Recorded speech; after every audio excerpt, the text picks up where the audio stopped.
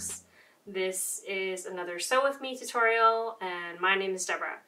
If you haven't checked out the first Sew With Me tutorial with the aprons, I'll leave a link to that one up top, but this one is teaching you how to sew a simple cat toy. So during Christmas break, Atlas got a lot of toys from a lot of people. My other cat didn't get as many toys, but for some reason Atlas is special and he's a kid. So he's gotten a lot of toys, and one of the toys that he really loved was this pouch with catnip in it, and he went crazy for that toy until he destroyed it. So I decided, instead of spending like $5.99, $6.99 at a pet store, that I might as well make it myself since I can sew. And what better way to use scrap fabric than to make something for the animal that you love? So I made Atlas some cat toys out of sewing and catnip, because catnip makes them go crazy and they love that stuff. I don't know why, but it is what it is. So if you look in the description down below, there is a template that you can download. I encourage you to cut out the shapes of that template in order to follow along on this. You do have to have some sewing experience in order to follow along with this tutorial. Just the basic straight stitch, knowing how to lock a stitch, and knowing how to thread your machine. So if you don't know how to do any of that and you're just starting out with a sewing machine, I would say to look up some tutorials on how to thread your machine and the basics of sewing before starting this tutorial.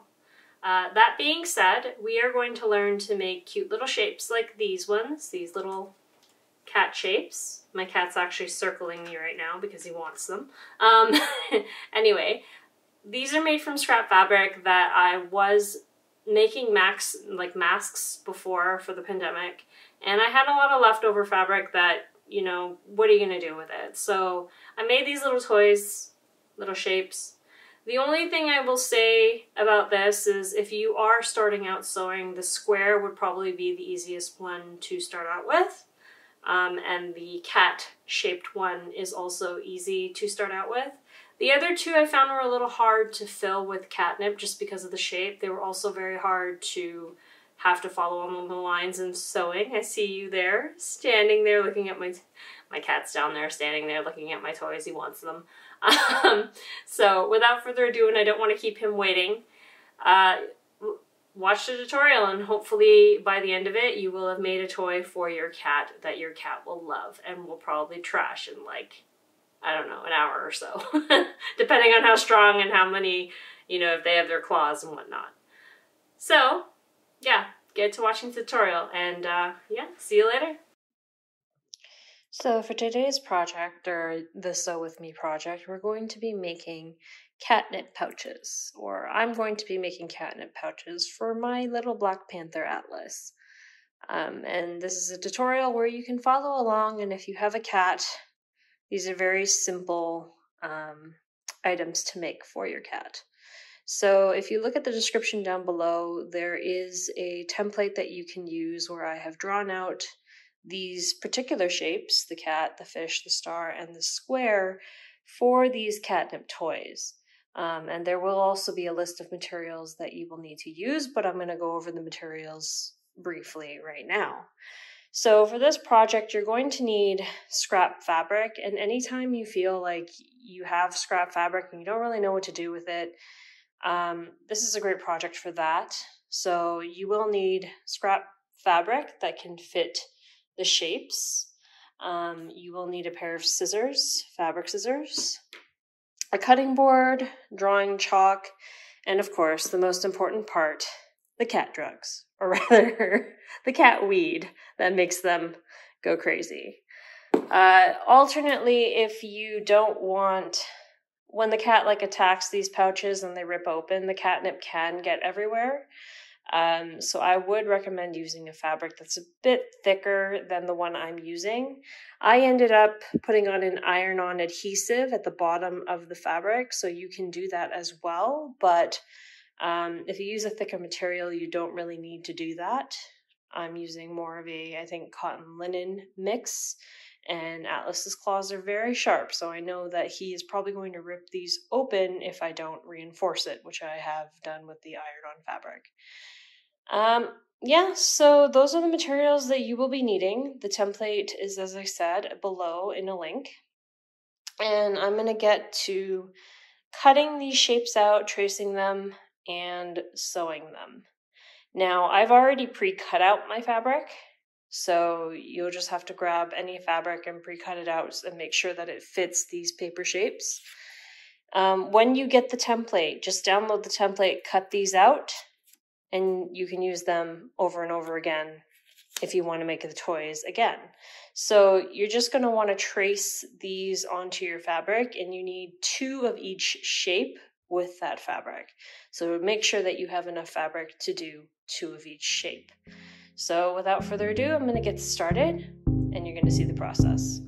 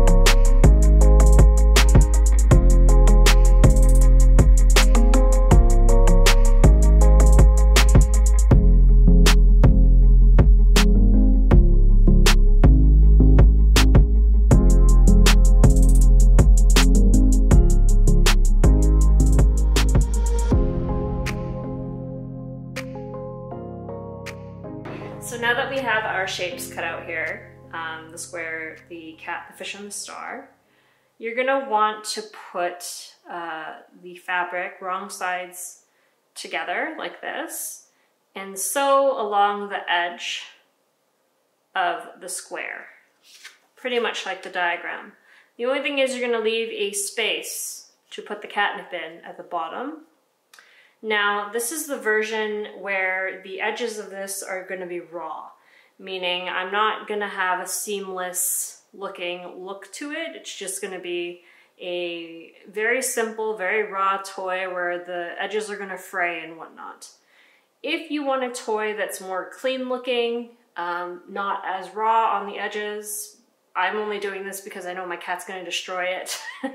But if you want one that looks a bit cleaner, you would put the right sides together, you would sew around, leave a space, turn the toy inside out, the fabric inside out at the end, and then put the catnip in and then seal it. And that would make it a bit cleaner than what I am doing. But for this purpose, I am doing it this way. The nice part about doing it with raw edges like this is if you have a pair of pattern scissors that have those little edges or the circular edges, you can actually cut the raw edge to have like a little pattern. I don't have that, but again, these are quick toys that I'm doing for my cat, and I know he's going to destroy it in a matter of like, I don't know, maybe an hour or so. If you don't want the catnip to get everywhere, there's a lot of rules here. If you don't want the catnip to get everywhere, so I'm filling it with only catnip. But if you wanted a bigger, like more plushy, plumpy toy, you would get cotton filling. And once you've sewn everything around the edges, you would fill the cotton and sprinkle a bit of catnip in the cotton and put the cotton into the toy. Again, mine is simple. I'm not going to do anything that fancy.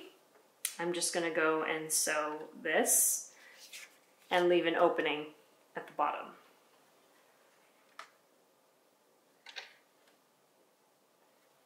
So most of my tutorials are for people who are already somewhat knowledgeable in sewing. You should already know how to thread your machine and whatnot, but if you don't know how to do that, you can always look up a guide or two on how to do that. That's how I learned. So we're gonna go with a straight stitch for this, regular foot. You're gonna stitch forward, then stitch back. Always when you stitch and you start stitching, you go forward and back to seal the stitch. So I'm gonna go along the edge. Okay, then I'm gonna turn the fabric, lift the foot, turn the fabric, put the foot back down, and then sew straight again.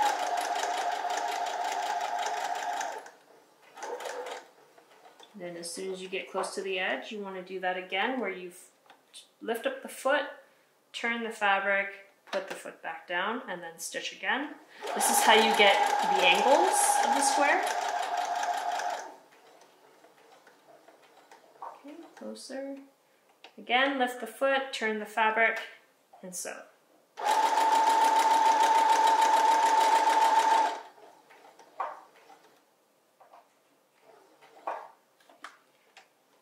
Turn the fabric, and sew. Now I want an opening, so I'm going to stop there and I'm going to stitch back. Lift the foot, take the fabric out, and cut this. So I'm going to cut all the loose threads.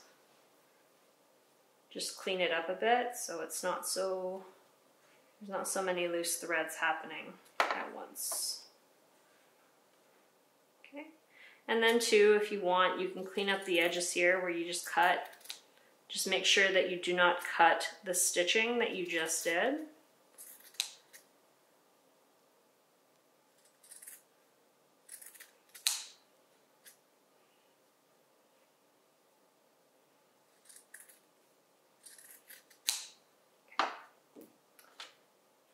Now, there's one more string here.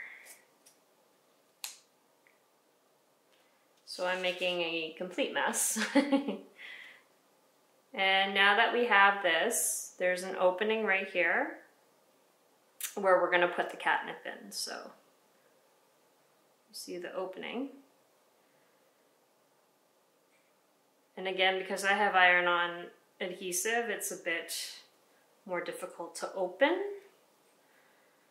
So before I fill this, actually no, I'm going to fill it first. So I'm going to open up this catnip.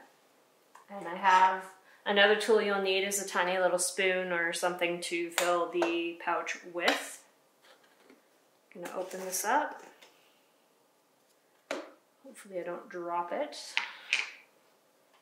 And we're just going to scoop a little bit of this inside of the toy. Now hopefully I left a big enough opening because if not, then it's going to spill out. Just carefully.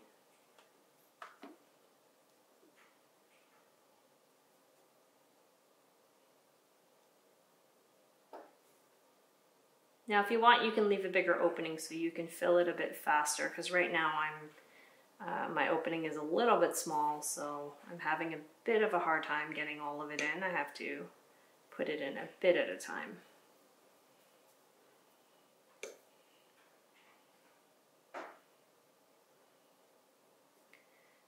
Now cats, they tear this stuff apart very quickly, especially when there's a lot of catnip in it. Again, like if you don't want a huge mess when your cat destroys this, you may want to either reinforce the fabric, make the fabric a thicker fabric when you're making this, or put in the cotton and just sprinkle the catnip, because then it'll be mostly cotton that you're cleaning up and not catnip. I'm just like, well, I'm just going to pass a vacuum through it anyway if he breaks it. You know, and most of my flooring is hardwood flooring, so it doesn't really matter if he destroys it on the floor. And now I think that's enough catnip. I don't want him to get too overly hyper. Put a little more. It's just a little bit to give it some body.